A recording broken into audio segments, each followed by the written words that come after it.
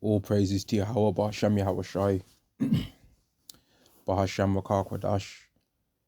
Double honors to the apostles and the elders of Great Millstone, and Shalom to the elected nation of Israel. And this is going to be a video on how we're putting pressure on these nations, man. In particular, Esau, through our sorrow and through our prayers to Yahweh, Bahasham Yahweh Shai, man. And this isn't me one thing I noticed, man.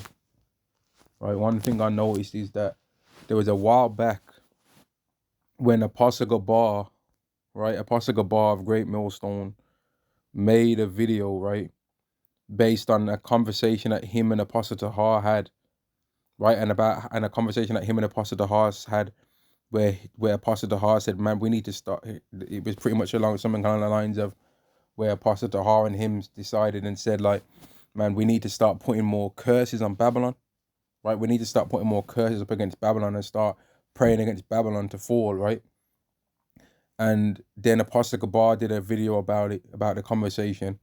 And since that video went out, I've started to realize that America, which is Babylon the Great, has really started to fall in a spiritual way, man, since that video, right? It's almost like it's been accelerated, the speed in which they're deteriorating, man, right? Because the Israelites were obviously praying in such a manner. I know I've added that towards my prayer for Yahweh to send plagues and curses upon Babylon, man. Because Babylon, like, as much as you, and here's the thing about when I say something like that, right? People that are into Christianity will have a problem with that, but America is not the kingdom of heaven. So why are you trying to prolong America when America is not the kingdom that you are all hoping for in the Bible? This is Exodus chapter 3 and verse 7. And Yahweh said, surely I've seen the affliction of my people which are in Egypt, and have heard their cry by reason of the taskmasters, for I know their sorrow. And we've been crying unto Yahweh right now, man, for him to jack Babylon up. And now, when you go to, and Esau, don't make no mistakes that Esau is going through this, man. And I want to find this particular part, man, that I always get a laugh out of whenever I read this, right? Where it says, they say something like along the lines of, how long are you going to make Moses still stay in our land? Don't you know that Egypt's destroyed, man? Here we go. Exodus chapter 10 and verse 7. And Pharaoh's servant said unto him, how long shall this man be a snare unto us? Let the men go, that they may serve Yahweh their power. Knowest thou not yet that Egypt is destroyed? Now, just switch up Pharaoh with the president, right? And switch up Egypt with the word America, and you've got the same thing taking place now, right? And the president's servant said unto him, how long shall this man be a snare unto us? Let the men go, that they may serve Yahweh their power. Knowest thou not yet that America is destroyed? Right? And it fits perfectly with what we're seeing happen now, man, because they're trying to kick Jake out of the country. They're trying to kick the northern kingdom Jake's out, man, with this eyes thing. They're trying to make everything about us, man. It's absolutely ridiculous how obsessed this world is with us, you know. Because here you have it, and things took place when Edomite went on a roof, aimed something at another Edomite, another E, right? And got him. And somehow, the main thing that's came out of that is hatred towards us. It's fascinating. It's fascinating how obsessed they are with us, man. Obsessed, bruv. Somehow, our response to it, us so-called black people that are so supposedly so insignificant and got such low processing power in our brain, and the main thing that people care about is what we think about it. Our opinion, if we're really so low, should be the least of your worries.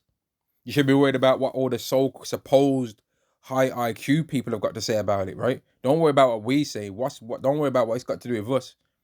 And I was listening to this guy Tariq Nasheed, man, and some of the things that he had to say on it, man. And some of the things he was saying were pretty on point, man. But he was saying one thing about how, like, these Edomites are getting scared on a spiritual level.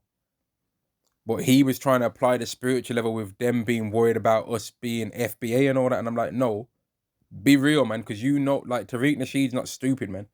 He knows really that we're the Israelites, and for whatever reason, he's being dodgy and ain't admitting that he knows that we are, man.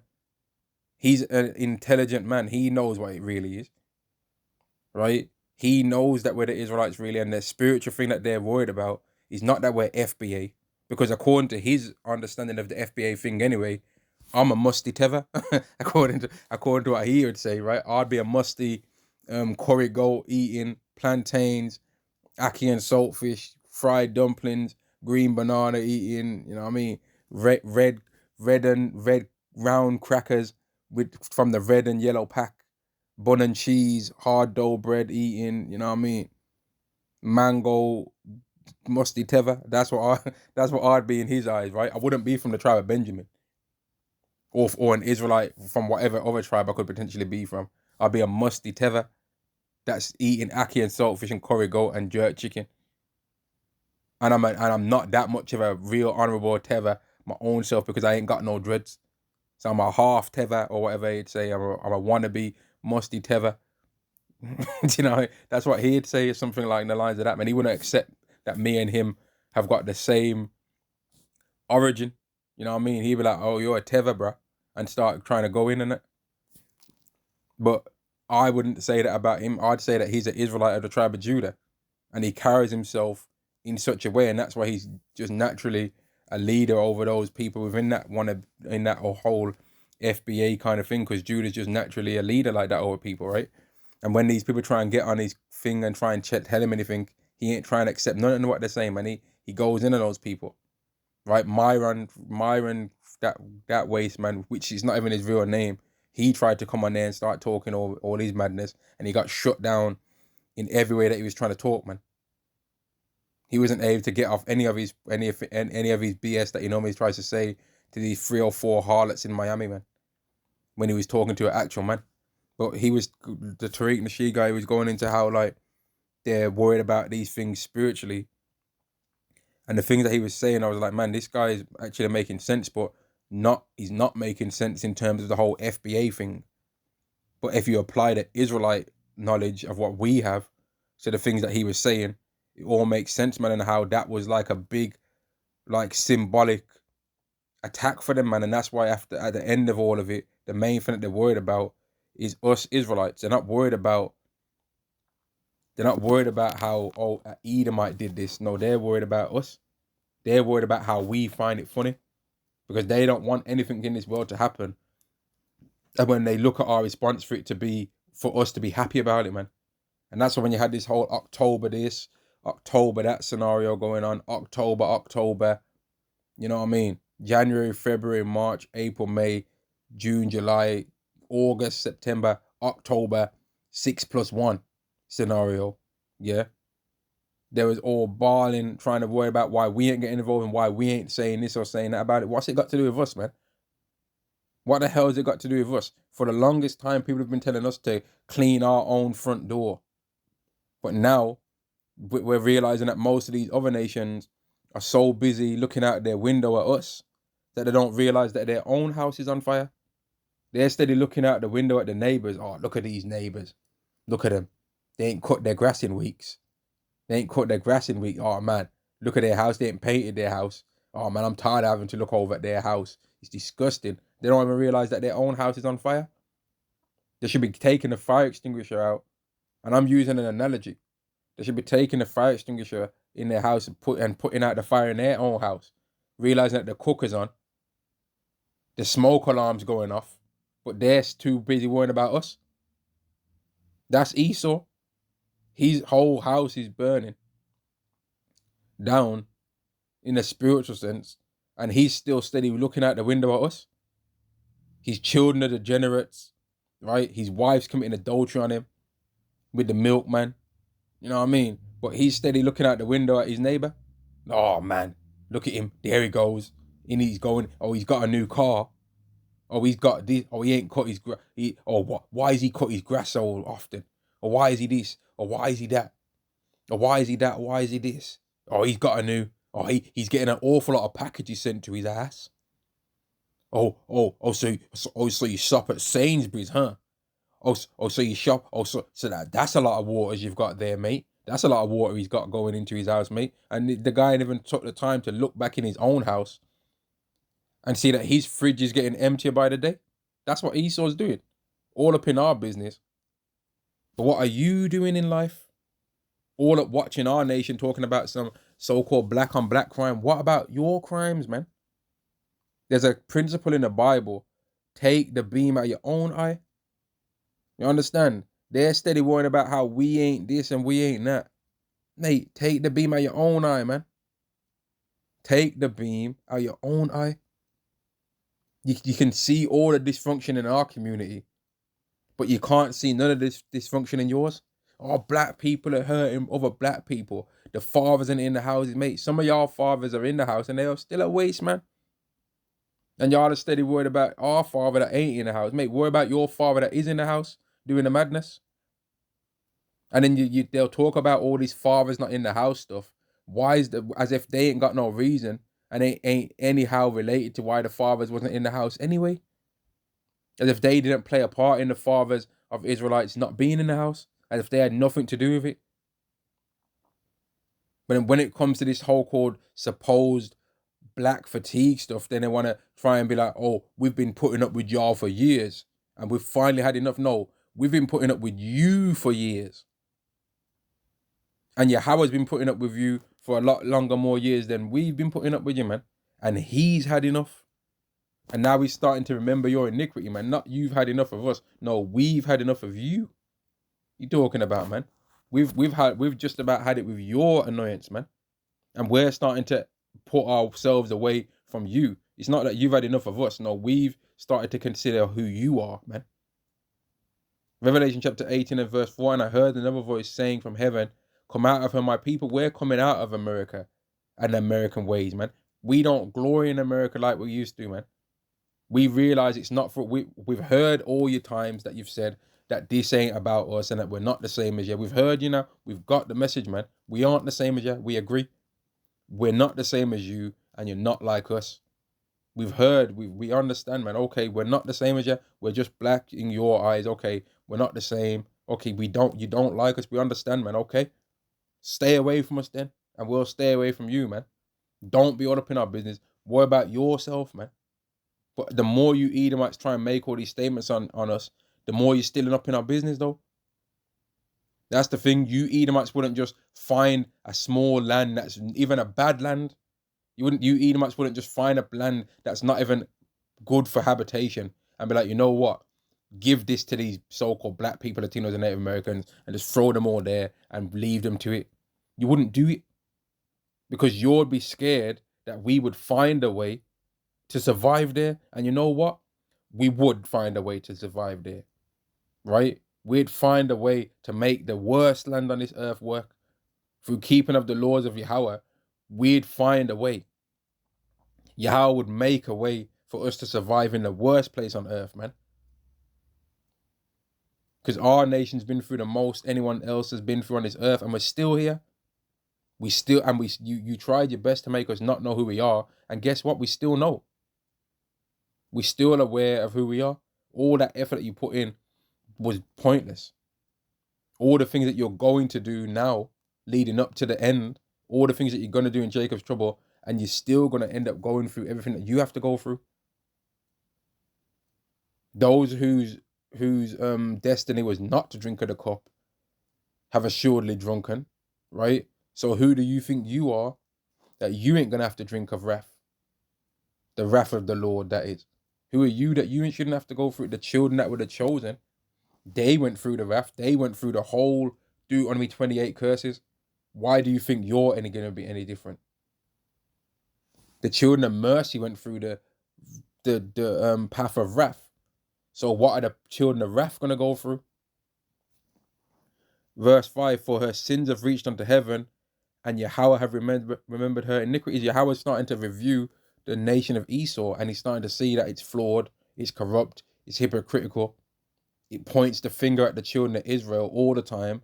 But when you look at the children of Esau, the children of Idumea, the children of the children of the wicked, right? you see that there's even more abominations there. But you know what you don't see there? The name of the Heavenly Father, Yahweh, the name of the Son, Yahweh Shai, prayers going up to Yahweh in the name Bahasham, Yahweh Shai for mercy. You don't see that amongst the Edomites. You see, you might only hear some fake Jesus prayers, and that ain't even real. That's not even the name.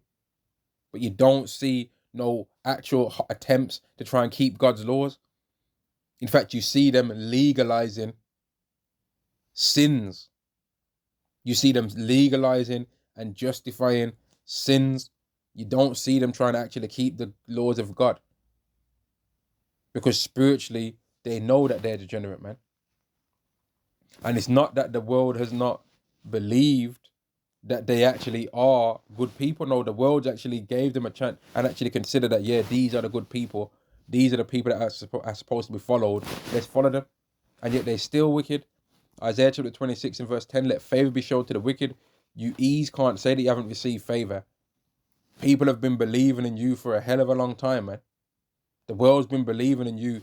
Other nations have literally followed the way of your country, America, for years. And you led them astray, man. You led them the wrong way. Yet will he not learn righteousness? People believed in you and you still wasn't doing the right thing. You did wickedness in the time when people believed in you. And then another rightness, he will deal unjustly and will not behold the majesty of Yahweh. You ain't beheld the majesty of the Lord. You've continually went away from the majesty of the Lord and made the world be more against the things that the Bible says. Yet that recent Edomite that was unalived, he was trying to talk like he's a Christian, but he didn't even have a beard on his face. He couldn't even find it within himself to just not shave. Sitting up there proud as hell. The level of pride that was dripping off that guy before in his final moments was disgusting. It was sickening. Just like Antiochus Epiphanies, man. He was dripping in pride too, man, before he fell out too. He was dripping in pride, thinking that he was just going to run through the children of Israel, but that's not what happened though, is it? He had plans in his mind about what he was going to do to us, and it didn't work, man. Let me see if I can find some of that part of the Bible, man.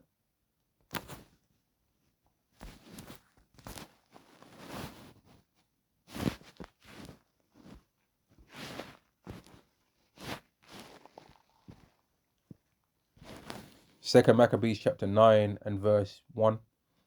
About that time Antiochus with dishonor out of the country of Persia, for he had entered the city called Perpopolis, and went about to rob the temple and hold the city, whereupon the multitude running to defend themselves with their weapons put them to flight.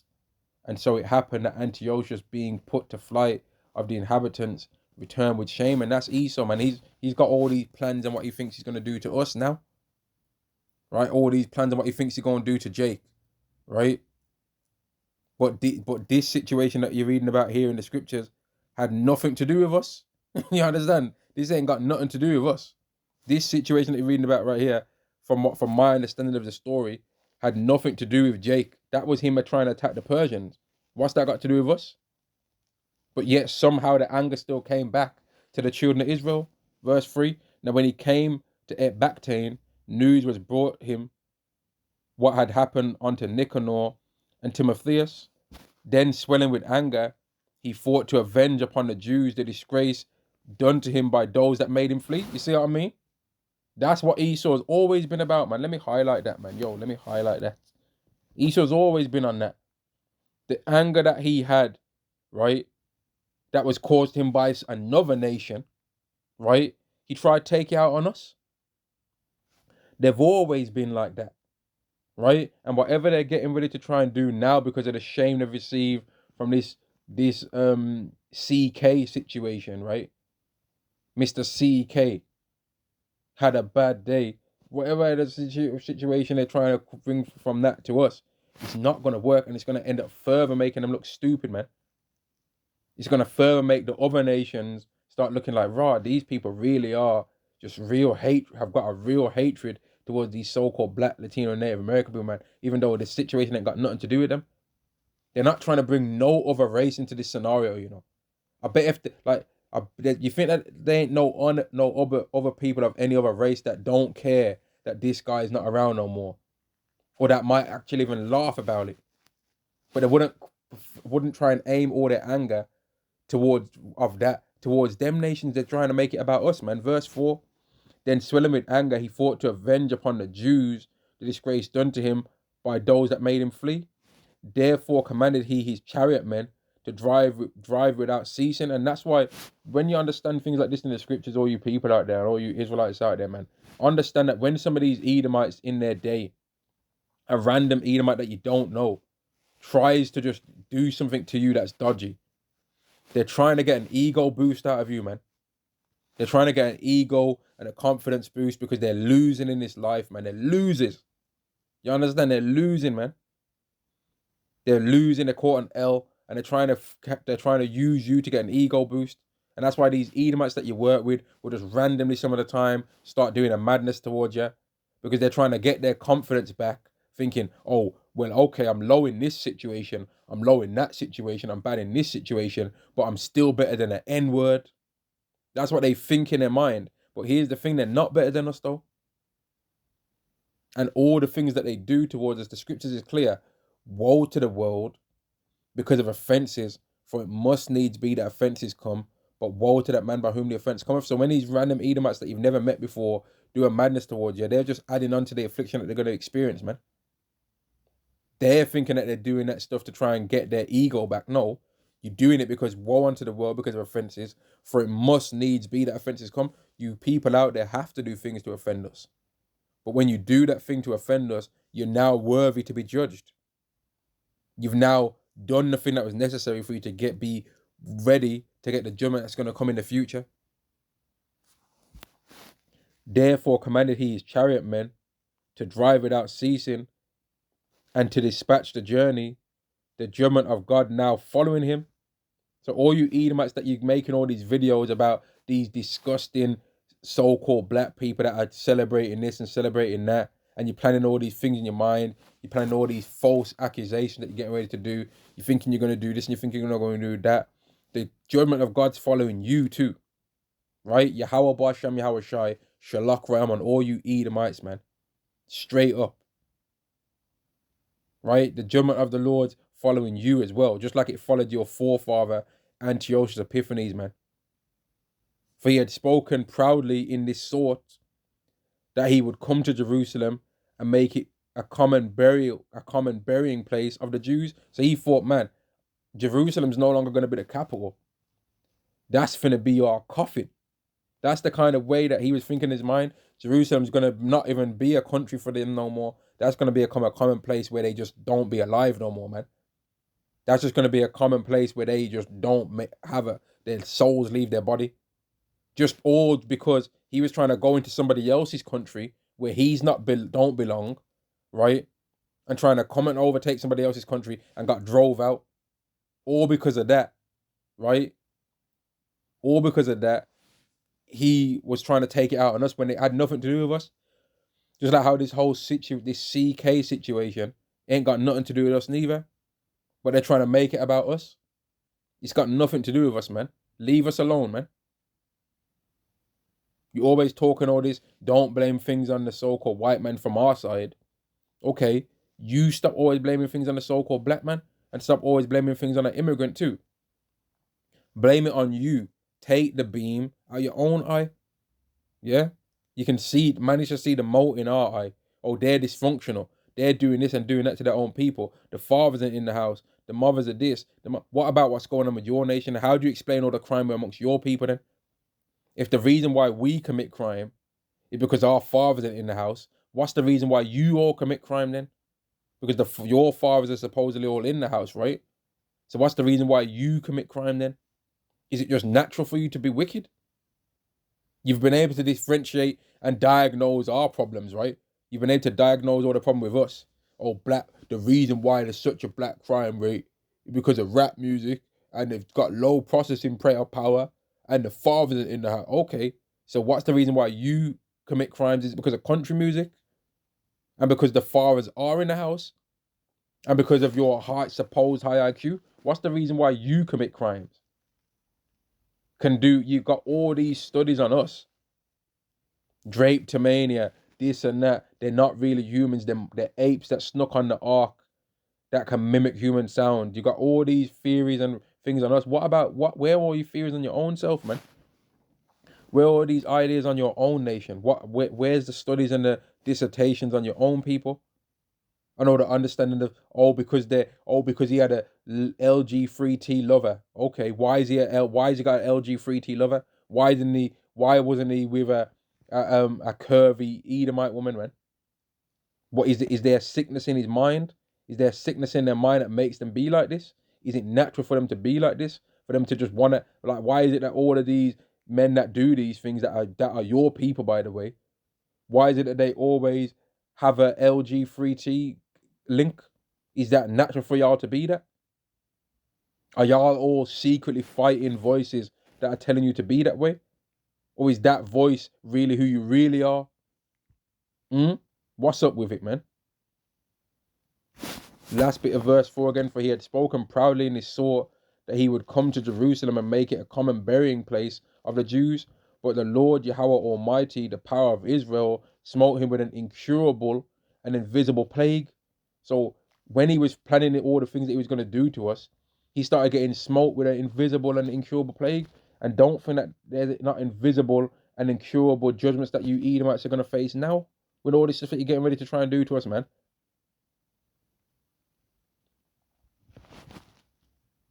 Or as soon as he had spoken these words, let me read that again, verse 5. For you, the Lord Yahweh, the power of Israel Almighty. This app's not really doing it properly right here, man. Because that Israel right there, written there, is written wrong. That says Israel, man. This app needs to pattern up, bro. Verse 5. But Yahweh, the Lord Almighty, power of Israel, smote him with an incurable and invisible plague. For as soon as he had spoken these words, a pain of the bowels that was remediless came upon him, and sore torments of the inner parts. So as soon as he was starting running his mouth about all the things that they're getting ready to do to us, right? He got hit with an invisible and incurable plague, so people couldn't physically see anything wrong with him, right? But he just started catching hell. Verse 6, and that most justly, for he had tormented other men's bowels with many and strange torments. So he did all kind of things to men in the past, man. He did all kind of things to ruin people's bodies of his time, man. Just like how you Edomites, you Eves did all kind of wicked ass things to us, man. And then we ain't supposed to celebrate when one of y'all leave the earth. Why not? Or we're supposed to have some empathy and take the higher ground. When do you take the higher ground, man? Y'all always take the lower ground with us. I've seen on the YouTube plenty of times in regards to things where so-called black people are committing crimes and y'all blame everyone for one man committing a crime. One man's committed a crime that I don't know. And somehow now my whole race is to blame for that one man's crime. And it's just within us. But is it just within you to go on roofs and aim things at people and pull triggers? Because that's what y'all seem to do, right? So is that just in you? Oh, nah, that was just him and he's left-handed. Oh, he's a left. Oh, that's not us. Oh, but when we commit a crime, one of our people commit a crime, you don't try and find no political links, though. You don't try and find no other external thing that you can add on to what race they are. Or you don't try and use the whatever political thing that you can try and find about them or whatever their sexuality might be. You know what I mean? Whatever sexual proclivity they're into. You don't try and find that as a reason as to why they did it. Oh, it's not because they're an E. It's because they're a proclivity. Do you know what I mean? You don't try and do that for us. Oh, he's just a black 13% of basketball people when we do a crime, right? But when you do a crime, oh, it's not you that did the crime. It's the left that did the crime. Or it's not you that did the crime. It's the right that did the crime. Or it's not you that did the crime. It's this political party or that political party or this sexual proclivity. Huh? But when it comes to us, though, everyone did it. And really, you think in your mind, we should all have it on our criminal record because we're all criminals just walking around anyway. And we're just a criminal that ain't committed the crime yet. That's what you think about us. But then we can't think about you that though in your mind because you're hypocrites, man. And you ain't going to get it until the Lord brings the judgment on you that you deserve, man. Verse 6, and that most justly, for he had tormented other men's bowels with many and strange torments. Howbeit he nothing at all ceased from his bragging, so still was running with pride. And that's you Edomites, man. And I said the analogy before where y'all are so busy looking out your window at us, right? So busy looking out the window at us, man, that you don't even realize your own house is on fire. Instead of looking at, the kids are out playing again on the lawn. Oh man, they're making up bear noise. But you don't even realize that your children are lost. Your children are out in the attic with a damn Ouija board on a madness, and you're steady there worried about because our children are playing outside on our scooters and their bike, playing football and playing catch and all that. But you're like, look at their children making up. Mate, what are your children doing? You said they're worried about, their fathers in around. Mate, what are you worried about? What are you doing, man? Verse 7, howbeit he nothing at all ceased from his bragging, but still was filled with pride, breathing out fire in his rage against the Jews, and commanding to haste the journey. But it came to pass that he fell down from his chariot, carried violently, so that having a sore fall, all the members of his body were much pained. You see? So he was still trying to move proud, even though he got hit with an incurable plague. We're still like, nah, I still want to see the Israelites hurt for a grievance that I received that wasn't even at their hand. It had nothing to do with us. And he still was like, I'm going to get my power back and my ego back, not by going to the people that actually caused me the shame in the first place. No, I'm going to get my pride back and try and get my ego boosted back up by the Jews, by the Israelites, man, by those blacks, Latinos, and Native Americans. Because I'm tired that they keep talking to me about these files, right? I'm tired that China's making better automotive electric vehicles than me. I'm tired that all these sanctions that I tried to put on Russia didn't work. So you know what? I'm going to start increasing the ICE budget. And you know what? I'm going to start pointing as the southern kingdom of Judah. I'm going to start pointing out that they're the problem in America, not me, who's making all the laws and writing all the laws. I'm not the problem. No, they are. And I'm going to try and get my ego back from all the things that I've tried already in America and lost. I'm going to try and go to the people that I've always been able to win against and try and find a win with them. And guess what? You're not going to find a win messing with us. You're going to find more shame. Because we're now in a time where you Edomites lose, man. We're now in a time where you Edomites are going to lose. And when all of this is said and done, I seen Apostle Tahar say something in his last video, and I was thinking about, I termed it royal boldness, right? But Apostle Tahar said something along the lines that sounded similar. He said, like, man, we're going to be real, like I can't remember the word he used, but he like folded his arms when he was talking about it and lifted up his chin. And I was like, yeah, that's it, man. Like royal boldness. That's the royal boldness that I was thinking about, man. And like in the kingdom, we're going to have royal boldness, which can be mistaken for arrogance, right? But it's not arrogance if the bold reason why you're bold is true, right? Now, when you go to, since I just thought about that, when you go to Revelation, Wisdom of Solomon 5:1, it says, then shall the righteous man stand in great boldness before the face of such as have afflicted him. And that's what that royal boldness is going to be, man. Once all the things that we've supposed to have went through in a negative way have fulfilled, now all we're going to receive is all the things that we're supposed to receive in a positive way. And that's going to fill us with that royal boldness, man. There's a certain boldness that you have when you're royalty, right? When you're royalty and then you can't fall, there's a certain boldness and a certain way how your countenance will change, man. We're going to receive that. Verse 8, and does he that a little forethought he might command the waves of the sea, So proud was he beyond the condition of man. Now there's Edomites out there that have made statements towards Yahweh saying we can make Yahweh as angry as we want now because we've got the power to make our own clouds, we can make our own rain, we can do our own this and we can do our own that. We can make him as angry as we want now, and it don't matter because he can't cause a flood no more. Like they've figured out Yahweh. The arrogance of these people, they ain't even lived a day, right? These men ain't even lived a day in Yahweh's eyes. And they think that they figured him out. So silly. How silly are you Edomites, man?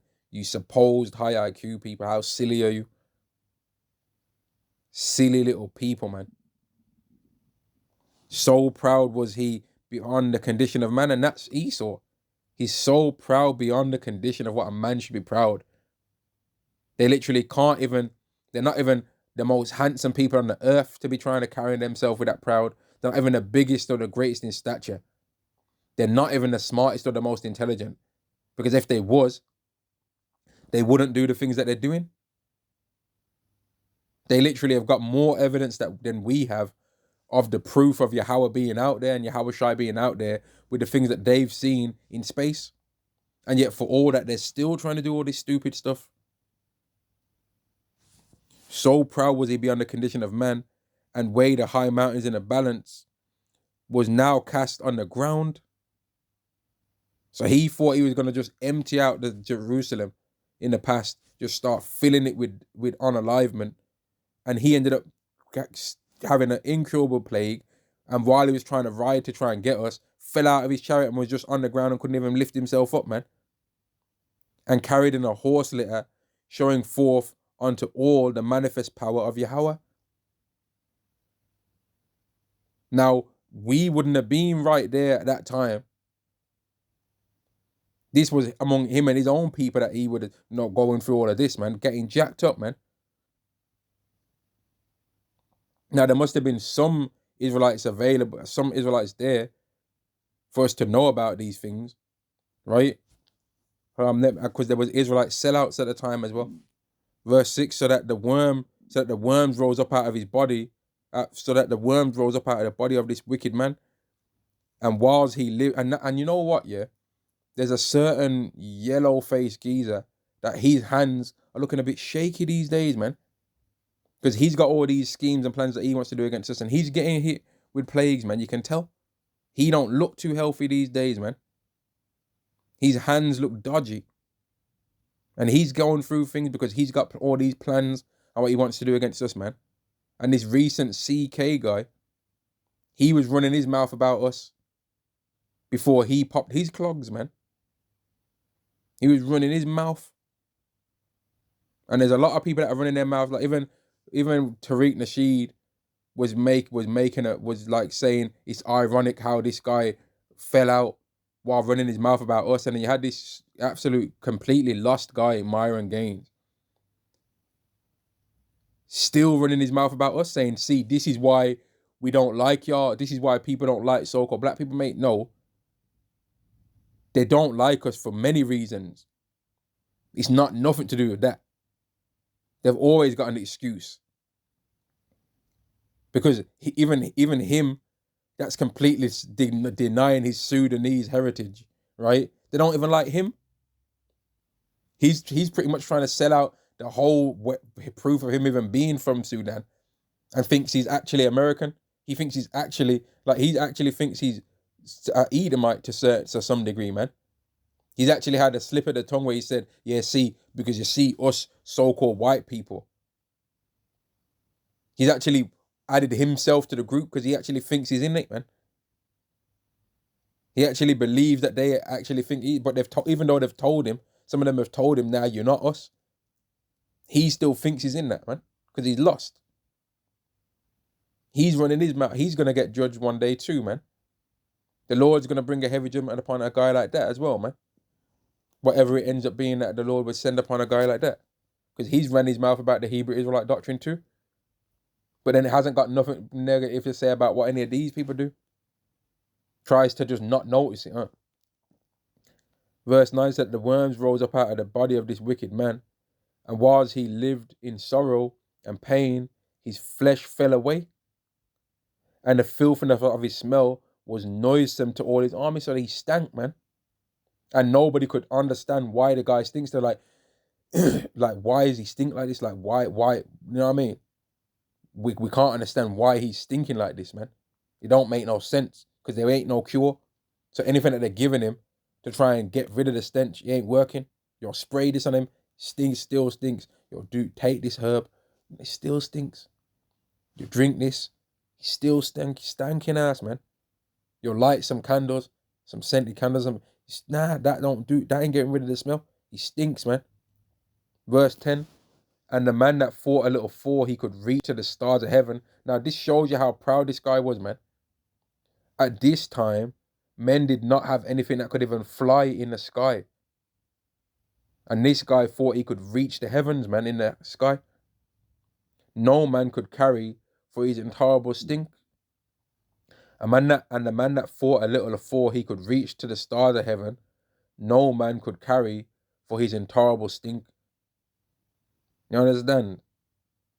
He stank, old stanking ass Epiphanies, man. You know what I mean? Old stanking. Now, am I a bad man for laughing at the fall of Antiochus Epiphanies? No, I'm not. No, if I'm a bad man, it's not because of that. It's because of another reason why I'm not righteous. It's not because of me laughing at Antiochus Epiphanies. It's for a multitude of other reasons, man. And hopefully how has mercy on me. Verse 11. Here therefore being plagued, he began to leave off his great pride, right? And come to the knowledge of himself by the scourge of God. His pain increasing every moment. And that's what's going to happen to all the nation of Idumea, man. They got their great pride and they're going to start to realize, mate, we better relax. But Esau, not Esau. Well, yeah, but Esau can't do that. And Yahweh are going to keep the pride going in these Edomites because they're going to receive worse than what their forefathers.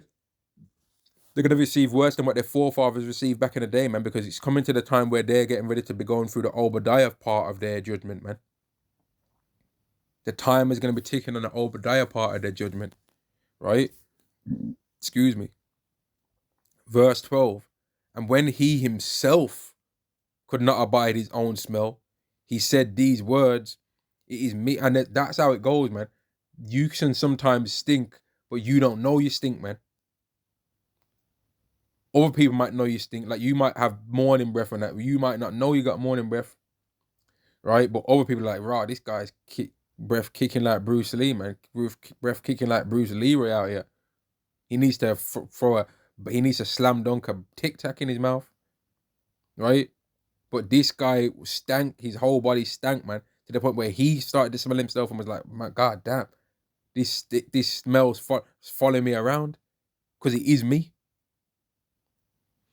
Verse 12, when he himself could not abide his own smell, he said these words, it is meet to be subject unto God, and that a man that is mortal should not proudly think of himself if he were God. So he started to get humble, but you knew Edomites, the descendants, y'all are more proud than him. Because y'all still don't think that. Y'all still don't think this way. Y'all still ain't going to be humbled to this degree yet. Y'all are going to have to go through a lot more because you've got access to do things that your forefather Antiochus Epiphanes didn't do. So it's going to take a lot more to humble you lot. Because y'all are more proud than him. This wicked person vowed also unto the Lord, who now no more would have mercy upon him, saying thus. Let me read that again. This wicked person vowed also unto the Lord, who now no more would have mercy upon him, saying thus. So he never got given mercy. He knew his time was up. That the holy city to which he was going in haste to lay it even with the ground, and to make it a common burying place, he would set at liberty. But mate, he didn't have a choice but to set it at liberty though, because he was getting on alive. So he was trying to make it like he was doing some righteousness, and he was still proud. I'd say he was still proud, man. Because had he have not went through this, he would have tried to make it a common burial place. But now, because he's catching, would have told the men that he was going to send there, oh, don't go now. Leave him alone. Oh, leave. You should have left us alone anyway. You never had nothing to do with us. What happened to you in Persia? That was not our business. We wasn't there. We didn't do it. And the Persians that was defending themselves, that was a self-defense. You went to Persia, right, and entered the city Persepolis to try and destroy their temple. So what do you expect them to do? Of course they're going to defend themselves. What the hell was you doing there anyway? You should have stayed in your own land. But the scriptures are clear on you, Edomites. You transgress by wine. You're a proud man, neither keepeth at home, and enlarge your desires hell, and cannot be satisfied. But heap up unto yourself all nations and all people. And you're still the same like that now, to this day. Verse 15, and as touching the Jews whom he had judged not worthy so much as to be buried, but to be cast out with their children to be devoured of the fowls and wild beasts, he would make them all equals to the citizens of the Athens. But guess what, man? That's still proud, because the Israelites are not equal to the citizens of Athens. They're better than them. So even Antiochus Epiphanies back then, when he was thinking he's doing something honorable for the Jews, for the Israelites, no, he wasn't. Because the Israelites are not equal to the citizens of Athens. They're better than them. We're better than everyone on the earth, man. And if that sounds arrogant, I don't care. Because we're way more humble people and merciful people than anyone else on this earth, man. No other nation is expected to bow down and not celebrate their oppressors, man, falling. You Edomites don't mourn for the people that you take out that are your enemy, but we can't mourn for the people that you take out yourselves that are our enemy. We didn't even do it. We didn't take out CK. You did.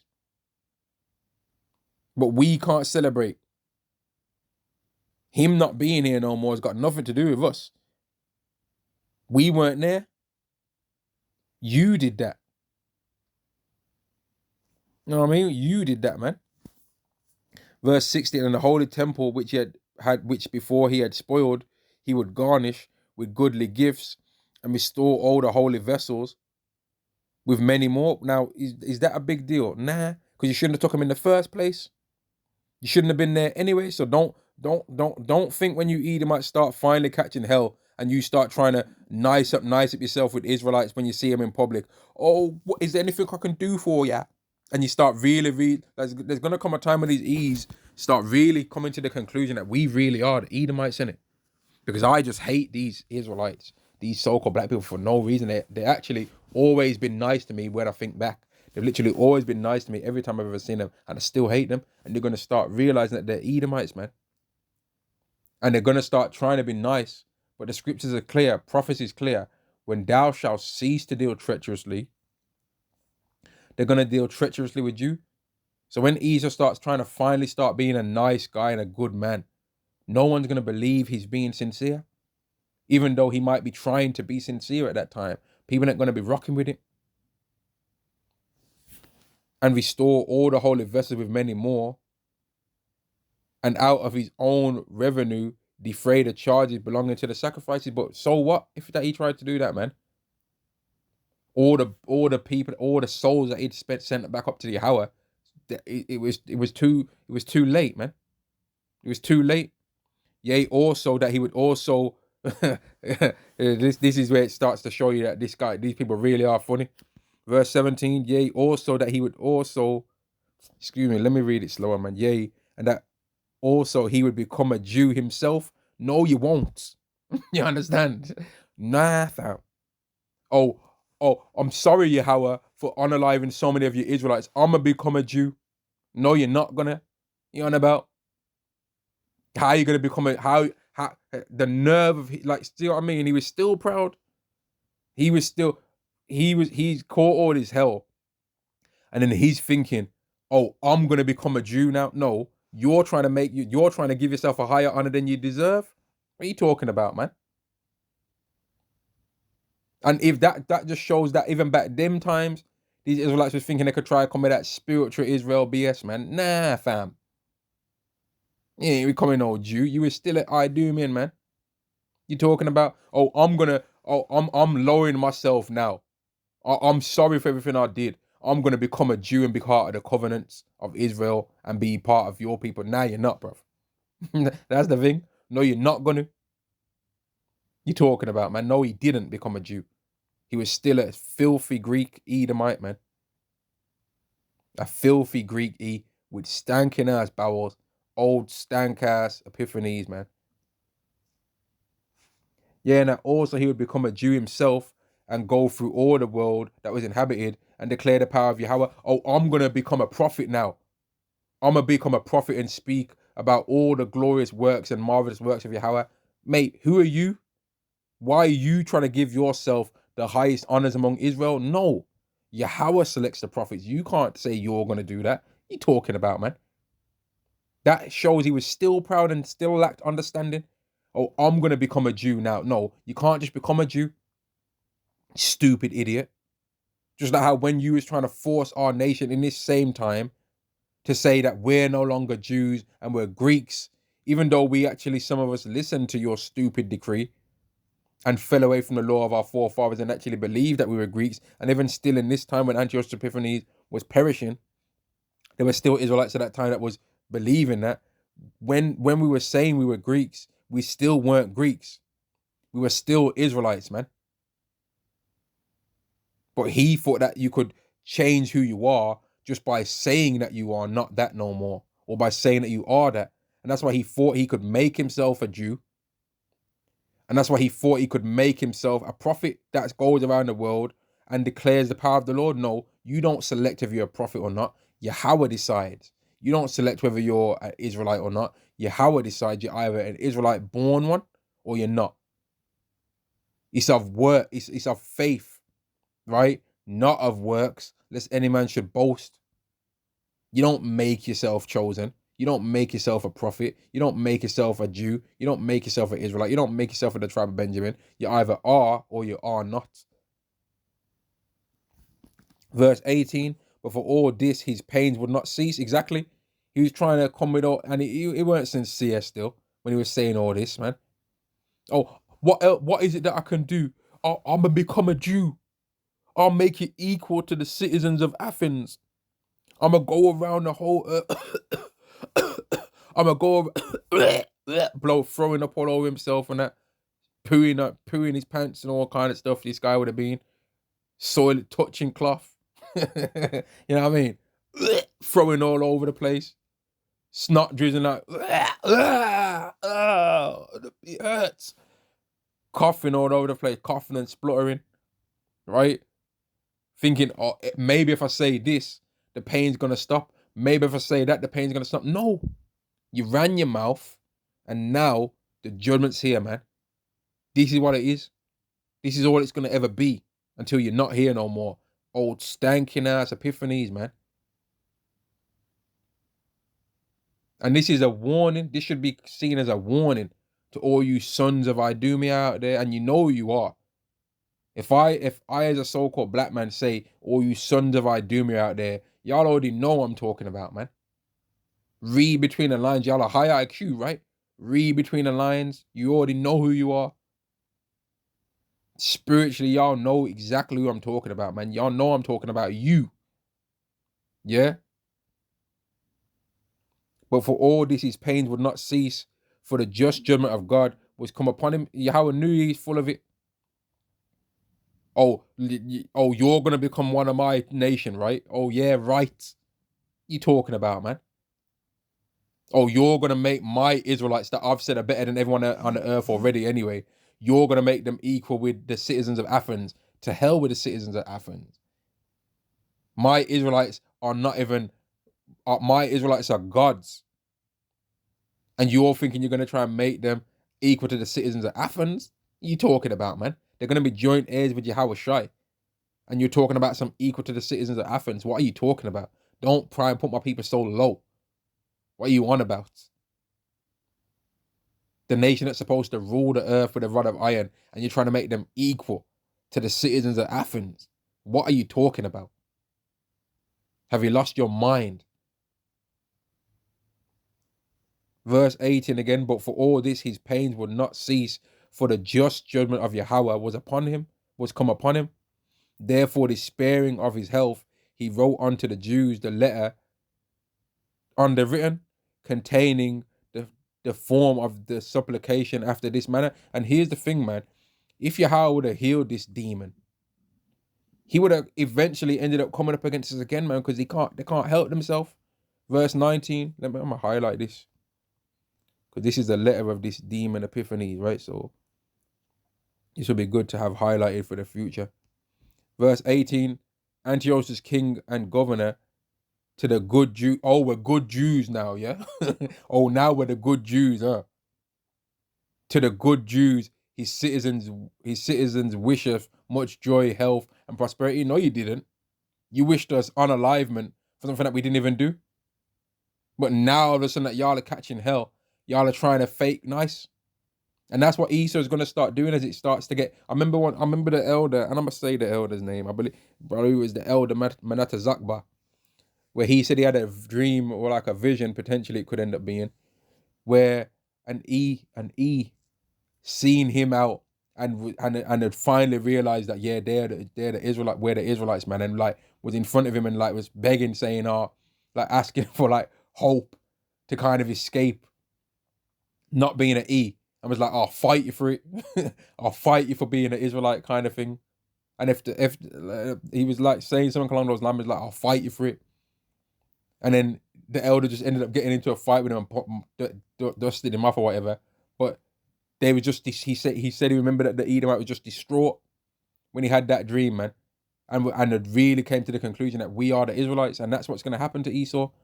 The fear is going to come upon them, that they're going to realize, man, we really are the Israelites, man. It's not a game. It's not a joke. We really are the Israelites, and there's nothing they can do about it. They can't stop us from being Israelites, because we are. Verse 19 again.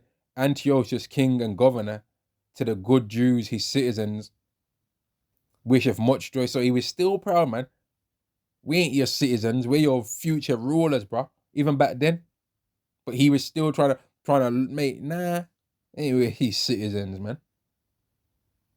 Health, his citizens wish of joy, much joy, health, and prosperity. If ye and your children fare well, and your affairs be to your contentment, I give very great thanks to God, having my hope in heaven. Nah. That's the thing. I'm here to tell you, you ain't got a hope in heaven. And that's these Edomites. Or if I be nice to a so-called black man before I perish, I'ma have fun in heaven. I'ma be in heaven instead of burning in hell forever. Mate, there ain't no heaven and hell, as y'all believe it. Everyone goes back up to the heavenly realm, but the seating arrangements ain't the same. There's more favorable positions for the Israelites up there. And then when y'all come back down, y'all are getting told, you know what, yeah? You see that guy over there, that dark-skinned guy over there? When you come back down, he's going to be your boss. And he's going to be telling you what to do, man. So enjoy it while you had it with your people ruling over there on earth. But there's going to come a time where the greatness and the power and the kingdom under the whole heaven is going to be given to the people of the saints of the Most High. And it's going to be an everlasting kingdom that's not going to be given to no other people, like it says in the book of Daniel, the 7th chapter. But you wish us much joy and health. You got your hope in heaven. Nah, you ain't. You ain't got no hope in heaven, man. Talking about, y'all ain't got a hope in heaven. You Edomites, you ain't got a hope in heaven. The best y'all have got is now. And if ye and your children, verse 20, and if ye and your children fare well, and your affairs be to your contentment, I give very great thanks to God, having my hope in heaven, thinking that he could try and buy his way into the kingdom, man. Little waste, man. Think he's slick. Stanking out Epiphanies, man. He thought he was slick.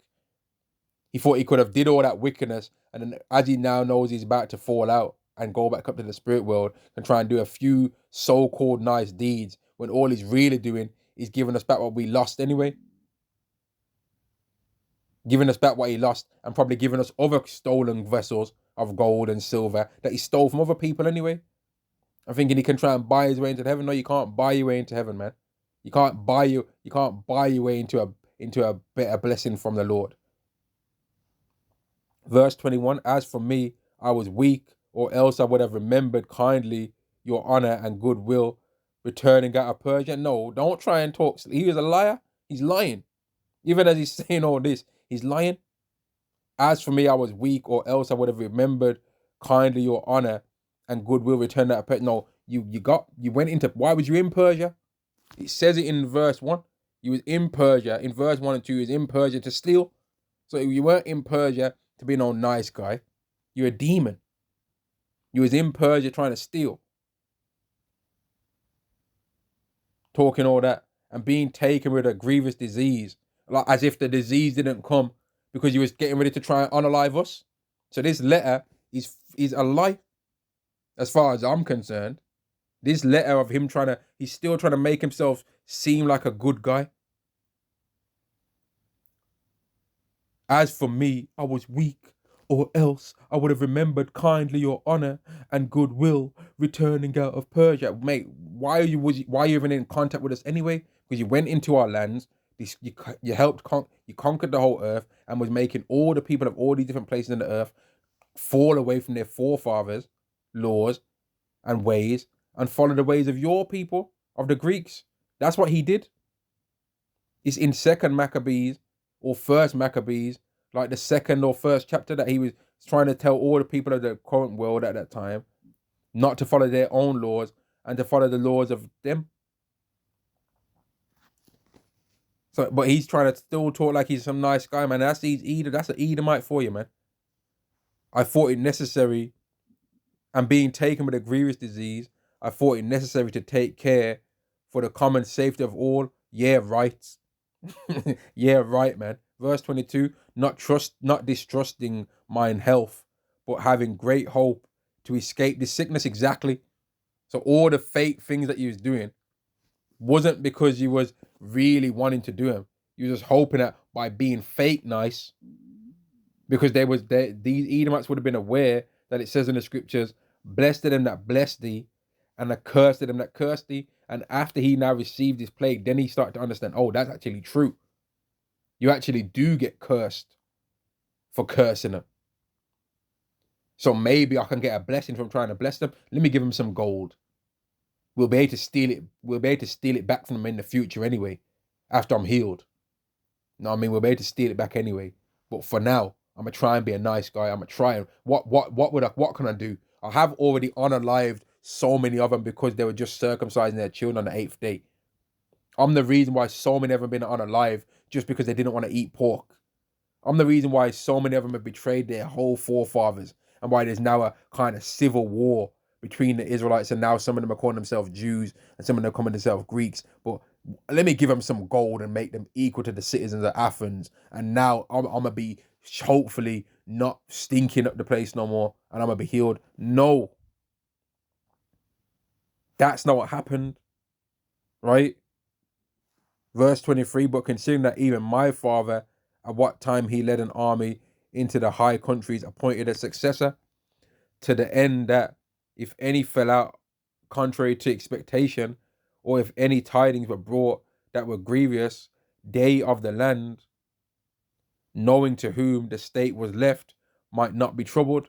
Again, considering how that the princes that are borderers and neighbors unto my kingdom wait for opportunities and expect what shall be the event, I appointed my son Antiochus king, whom I often committed and commended unto many of you when I went up into the high provinces, to whom I have written as followeth.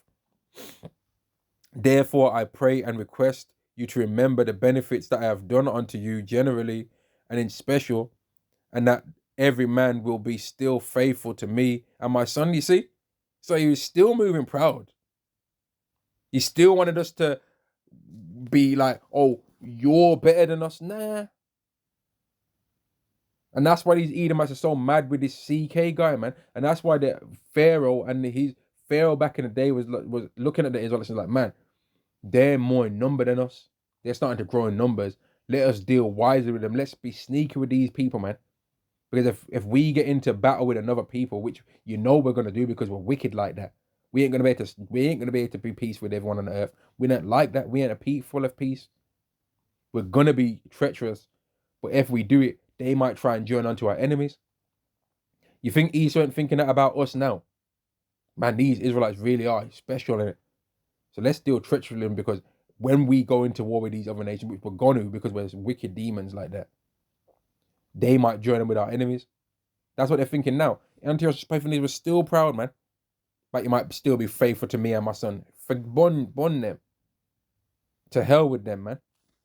To hell with him and his son. Oh, stanking ass Epiphanies, man, damn demon. He was still proud, even with all this. Oh, I hope you might remember all the special, remember the benefits that I've done unto you generally. Mate, what about all the unalivement you did to us? Why don't we remember that generally? Talking that shit.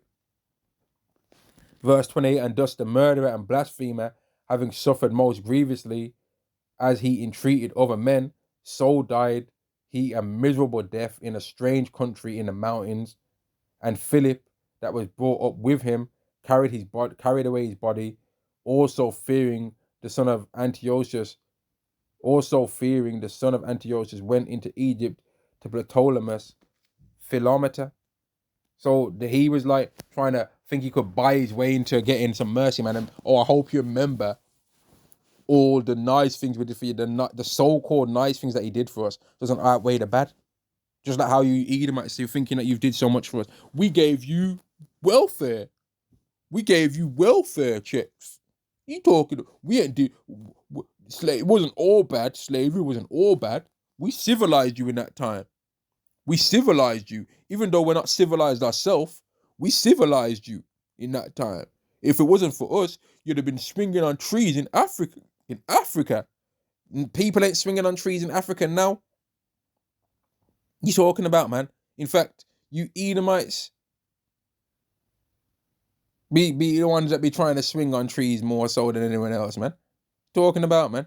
Y'all made a movie called Tarzan. What's he do? He swing on trees, don't he? But I thought we were the tree swinging monkeys. So who's Tarzan then? Shouldn't you have made Tarzan look like us then? Antiochus Epiphanies was not real, bro. He was not really sincere. He was not. Had he have not been given that plague, he would have been unaliving all kind of Israelites, man. He was a real demon. All that stuff that he tried to do for us was fake. All that money, like an Edomite, when these Edomites start catching hell now, they might try and offer Jake money.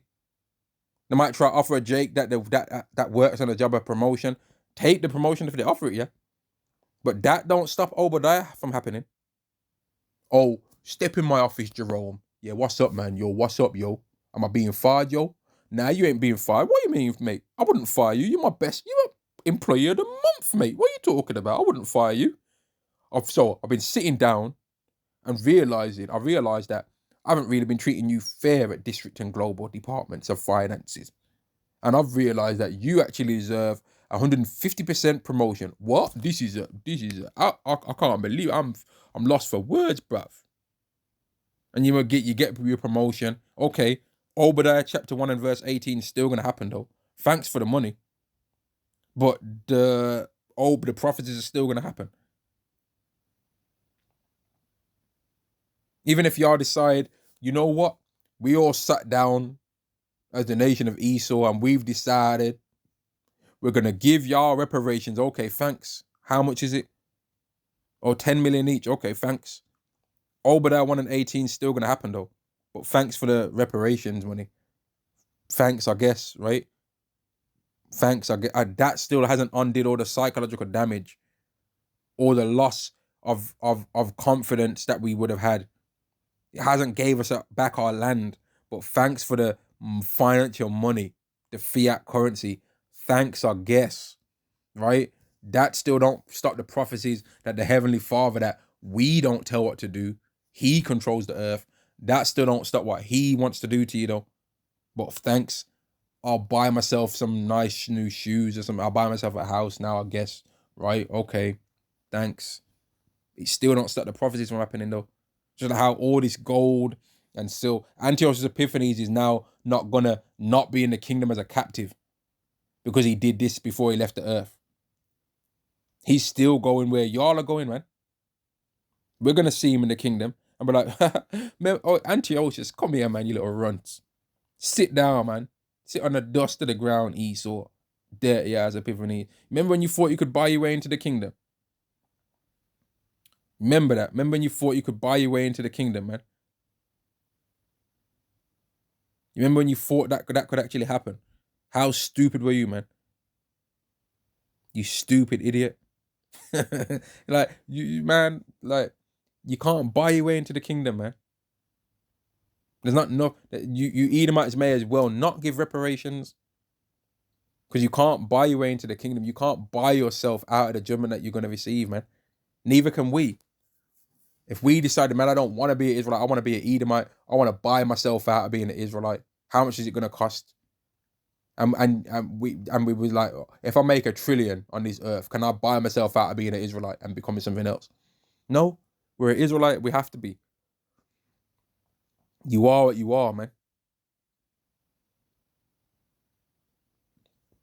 And you notice how in this letter, the Antiochus Epiphanies didn't write in the letter, man, I was planning on unaliving you Israelites, and Yahweh judged me. he never told it real, right? Let me read what he said again, the little wretch. Verse 21, as for me, I was weak, or else I would have remembered kindly your honor and goodwill returning out of Persia. No, say it like it was. You went to Persia to steal, got dusted off in a battle, got embarrassed, and tried to take it out on us, and then Yahweh jacked your ass up. Why didn't you say that? Why didn't he say that in his letter? I was planning on trying to unalive you Israelites because of a battle that I had with the Persians where I got dusted off. I got embarrassed. I wanted to take out all my anger on you because I thought I was better than you. Yahweh jacked me up with an incurable plague that I don't know what the hell is going on with me now, but I stink so bad that none of my own soldiers in my army want to be around me. And because I'm embarrassed and shamed-faced now because of that, I'm going to try and tell them not to go and unalive you Israelites because they still could go.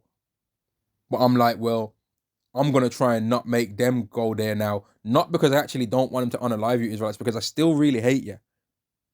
But I'm going to try and not make them go there now because I'm selfishly just thinking about me and about all the pain I'm going through now. So I'm going to hope that if I stop making them do that and gradually try and do a few more nice, not too nice though. I'm not going to be too nice to y'all. I'm going to just do a few things that I think, and I'm going to say that I want to become a Jew now. And I'm going to go around the earth and think that I'm a prophet telling all the good works of God and hope that that makes me not go through all this plague. But it didn't work, did it? And he's still unalive, man. Yahweh didn't have mercy upon him, man. Because Yahweh knew that he was full of it. And that given a chance, he would have done the same thing again, man. Now, I've read that letter and I'm going to show that part that I wanted to show, that this guy did so much damage. But he thought that little few 1-2 so-called nice deeds could undo all the wickedness that he did, man. All right? First Maccabees chapter 1 and verse 41. Moreover, King Antiochus wrote to his whole kingdom that all should be one people, and that everyone should leave his laws. So all the heathen agreed according to the commandment of the king. Yea, many also of the Israelites consented to his religion, and sacrificed unto idols, and profaned the Sabbath. For the king had sent letters by messengers unto Jerusalem and the cities of Judah, that they should follow the strange laws of the land, and forbid burnt offerings and sacrifice and drink offerings in the temple. So these are the things he did. Yet he thought now that he's being unalived, that he can all of a sudden try to do a little 1-2 nice things. Nah, bruv. All the damage you did. And that they should profane the Sabbaths and festival days, and pollute the sanctuary and holy people, set up altars and groves and chapels of idols, and sacrifice swine's flesh and unclean beasts, and that they should also leave their children uncircumcised, and make their souls abominable with all manner of uncleanness and profanation. So they wasn't thinking of nothing special for us. To the end they might forget the law and change all the ordinances. Yet later, when he was about to be unalive, now he was saying, oh, I'm going to be a Jew. But he didn't have a problem with trying to make us not keep the way of an Israelite, though. Or I'm going to be a Jew and go around the whole earth and talk about all the works of God. No, you're not, bruv. No, you're not going to. You're going to die in the mountains, which was your destiny. Verse 50, and whosoever would not also do according to the commandment of the king, he said should die. So this weren't no good man. Now, put this same Antiochus Epiphanies guy in modern day, right? And make him have did all these things to Israelites, right? And then he was to get unalived by a man on a roof. You know that these Edomites would still have an anger towards us for being happy that this kind of person was not alive anymore. You know that they still would. The nerve of these people.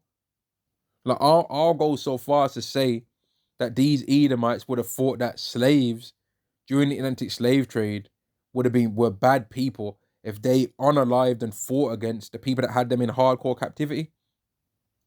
They would actually have said that those people were bad. Or they were bad because they unalived men, women, and children. They were slaves to them. They were in captivity. Those people had them in captivity. You can't, like one of the elders over in the UK, he's recently said you can't agree with wicked people, and you can't agree with wicked people, man. They're just insane. Verse 51, in the self-same manner he wrote to his whole kingdom and appointed overseers over all the people coming in the cities of Judah to sacrifice city by city. So they wasn't trying to do nothing nice for us, man. So when this guy finally ended up getting his judgment, good riddance, man. Who cares? And we didn't cry for that. Let me see if I can see anywhere where it says that the Israelites celebrated that. You're trying to come like we're supposed to bow because these Edomites don't be around no more, man. Forget that.